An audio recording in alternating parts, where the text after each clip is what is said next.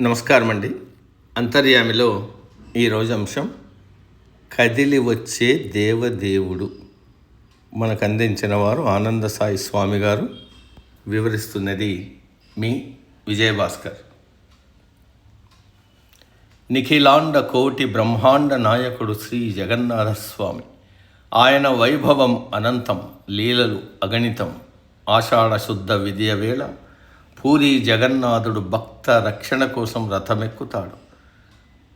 గుడి వీడి వీధిలోకి వస్తాడు, అందరికీ దర్శనమిస్తాడు. అదే రేపు జరగనున్న విశ్వవిఖ్యాత పూరి రథయాత్ర. శ్రీ మహావిష్ణువు పరమ పవిత్ర రూపమే జగన్నాథుడు. కలియుగంలో ఇంద్రద్యుమ్న మహారాజు ఆ స్వామికి ఆలయం నిర్మించాడు. నీలమాధవుడి విగ్రహం కోసం అన్వేషించాడు.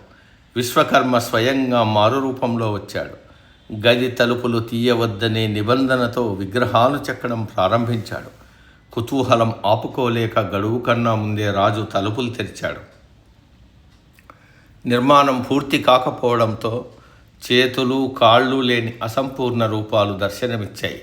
రాజు విచారించాడు, కానీ భగవంతుడు అదే తన లీలారూపమని పలికాడు. అలా పూరిలో జగన్నాథుడు బలభద్రుడు సుభద్రలతో కలిసి దారు రూపంలో కొలువై ఉన్నాడు. పూరీ క్షేత్రంలో అన్ని అద్భుతాలే. ఆలయ శిఖరంపై జెండా గాలికి ఎదురు దిశలో ఎగురుతుంది. ఏ వేళలోనూ ప్రధాన గోపురం నీడ భూమిపై పడదు. అది ఆలయ నిర్మాణంలోని విశిష్టత. ఉత్సవంలో కదిలి వచ్చే 3 రథాల్లో జగన్నాథుడి రథం నందిఘోష, బలభద్రుడిది తాళధ్వజం, సుభద్రమ్మది దర్పదళనం. వేల సంఖ్యలో కళాకారులు వీటిని ముస్తాబు చేస్తారు.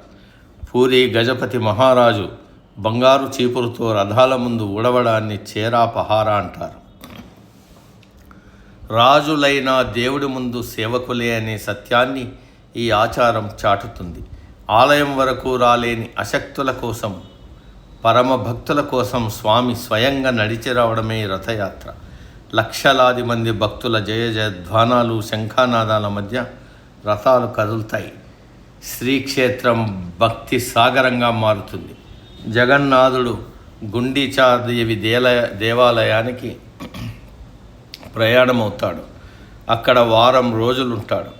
ఈ ప్రయాణం జీవుడు దేవుడి వైపు సాగించే ప్రయాణానికి ప్రతీక. రథయాత్ర వెనుక ఉన్న అంతరార్థం పరమ ఉదాత్తమైనది. రథం మన శరీరానికి చిహ్నం. లోపల కొలువై ఉన్న స్వామి అంతరాత్మ. సంసార సాగరంలో కొట్టుమిట్టాడే జీవుణ్ణి తరింపజేసే నౌక ఈ రథం. జనం భక్తి శ్రద్ధలతో లాగే ఒక్కో తాడు భగవంతుడి వైపు మనసును మళ్లించే సాధనం. అహంకారాన్ని వీడి సర్వస్వాన్ని ఆ నల్లనయ్య పాదాలకు సమర్పించినప్పుడే ఈ జీవనయాత్ర సార్థకమవుతుంది. జీవుడు దేవుడితో మమేకమయ్యే అద్భుత ఆధ్యాత్మిక సంగమం ఈ యాత్ర. జగన్నాథుడంటేనే జగత్తుకు నాథుడు. రథమెక్కి వీధుల్లోకి వచ్చే ఈ కరుణామయుడు సమాజంలోని ప్రతి ఒక్కరికి అభయహస్తం అందిస్తాడు.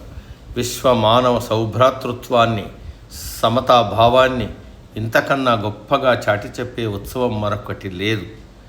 ఏటా ఒకే పద్ధతిలో ఘనంగా నిర్వహించే అతిపెద్ద రథోత్సవం ఇది. నేటికి సమాప్తం. సర్వే జన సుఖినో భవంతు.